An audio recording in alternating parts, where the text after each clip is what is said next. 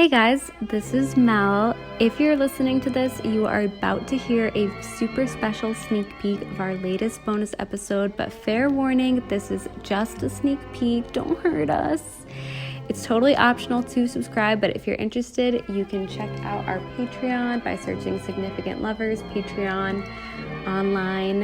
Hope you enjoy.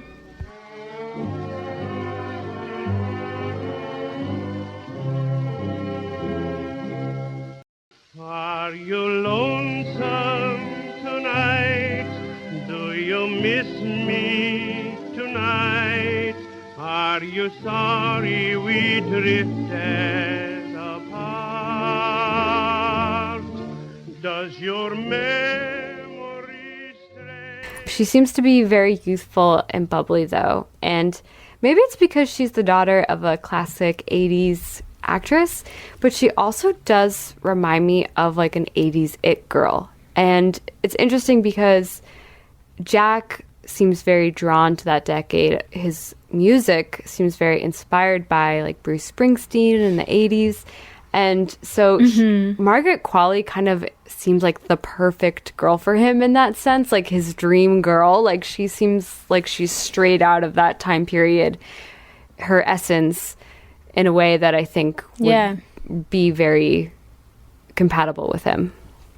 I agree. I feel like part of the reason she seems 80s-esque is she seems to have a very natural beauty. Yes. She kind of has gap teeth. She has curly hair. And I wouldn't say she has, Instagram face or anything. She has a very unique look to herself. Yes, definitely. Which you saw in the 80s. Like, what's her name?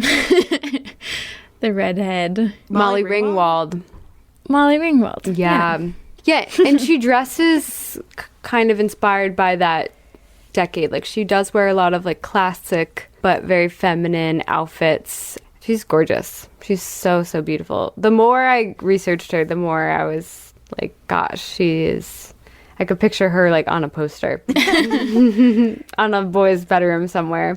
So how did they meet? We're going to summer 2021.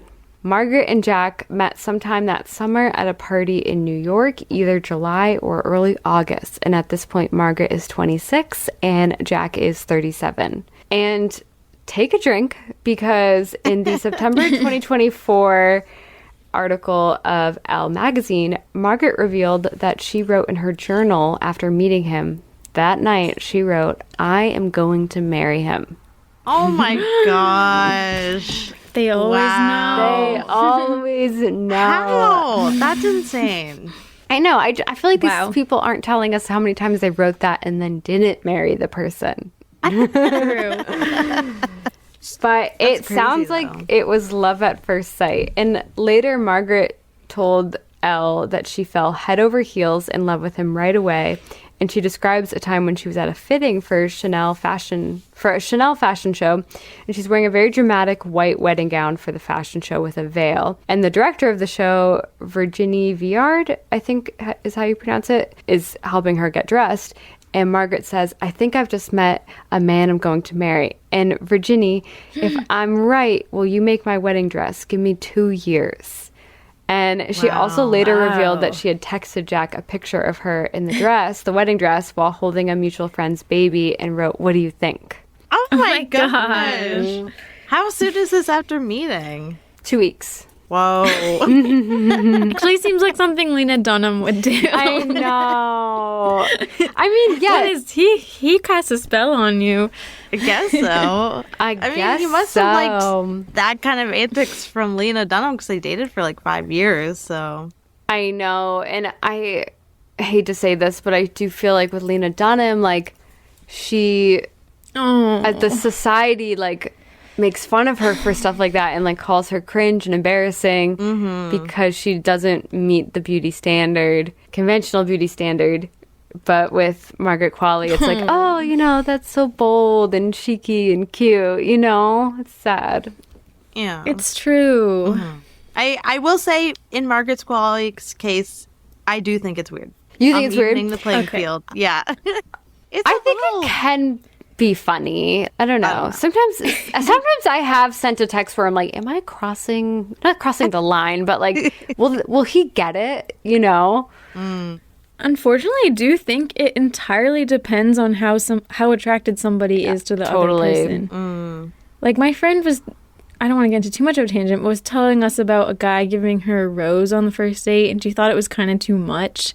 And I was like, it really depends. Like if you think he's really cute, then that's so adorable. But if you don't, then no. You know, it really depends. Totally how attractive you are, and it sucks that it's like that, but.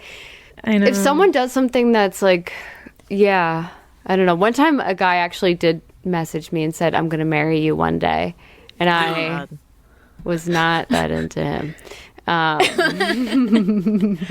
So then that's too much. Yeah. But if it was like my crush who I was like obsessed with, I probably would have been like, oh my God, it's meant to be, you know? Yeah. Have you guys seen the show Nobody Wants This with Adam Brody and Not yet. I've seen the trailer. This actually something similar happened in the first episode where they like have a date. Kristen Bell's character then later texts him, oh my God, I think I'm pregnant. But it was I think it was from a kiss. They had a really good kiss and she texted like, that kiss was so good, I think I'm pregnant. And then her sister's like, that's really weird. Like, why did you text that? And she's like, no, it's a joke. Like, he's gonna get it. It's funny. And she's then freaking out because he doesn't respond. And she's like, oh my God, like, is that too much?